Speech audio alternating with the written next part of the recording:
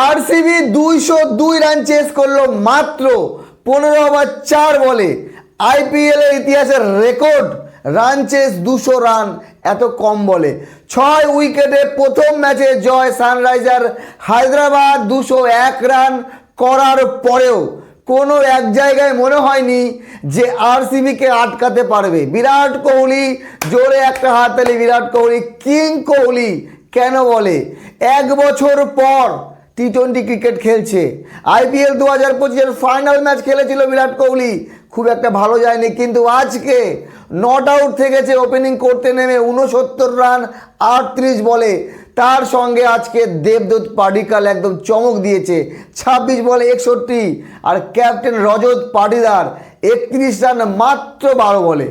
তো 15 ওভার 4 বলে এই রান চেস করে এই আইপিএলে আরসিবি দেখিয়ে দিল যে ভাই আমাদের ব্যাটিং শক্তিশালী, আমাদের বোলিং এবারও দুর্বল হতে পারে কিন্তু ব্যাটিং শক্তিশালী।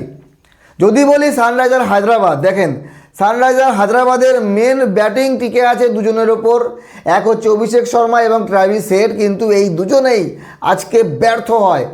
মাত্র 29 রানে 3 উইকেট পড়ে যায়।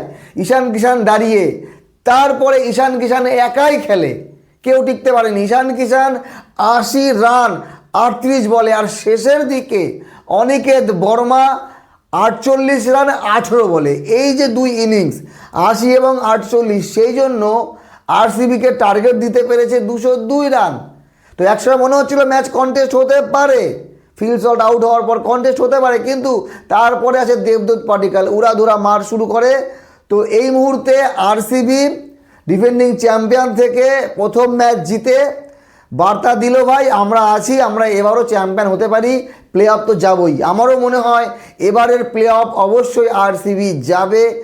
আর হায়দ্রাবাদের বোলিং একেবারে খারাপ আমি বলবো না, যথেষ্ট ভালো এবং এক্সপিরিয়েন্স বোলার ছিল। জয়দেব উনাদকাট, নীতিশ কুমার, ডেভিড পেন, এশান মালিঙ্গা, হর্ষল পটেল, হর্ষ দুবে, এই বোলাররাও মাত্র 15 ওভারে 200 রান খেয়ে গেল।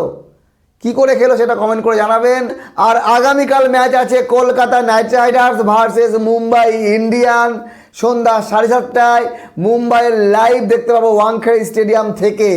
তো আগামীকাল কারা জিতবে, কলকাতা না মুম্বাই? দেখেন মুম্বাইয়ের দল যথেষ্ট ভালো, কেকেআরে কিছু প্রবলেম আছে বোলিংয়ে, বাকি ব্যাটিং আমি বলবো কেকেআর ওকে, খারাপ না, কিন্তু মুম্বাইয়ের কাছে কেকেআর দলগতভাবে একটু দুর্বল, কিন্তু পারফরমেন্স যতই ভালো প্লেয়ার থাকুক, পারফরমেন্স যদি ভালো দেয় তাহলে কেকেআর জিততে পারবে। আর আশা করি গতবার কেকেআরে খুব একটা ভালো যায়নি, এবার ভালো কিছু করতে পারে। আপনাদের মতামত জানাবেন।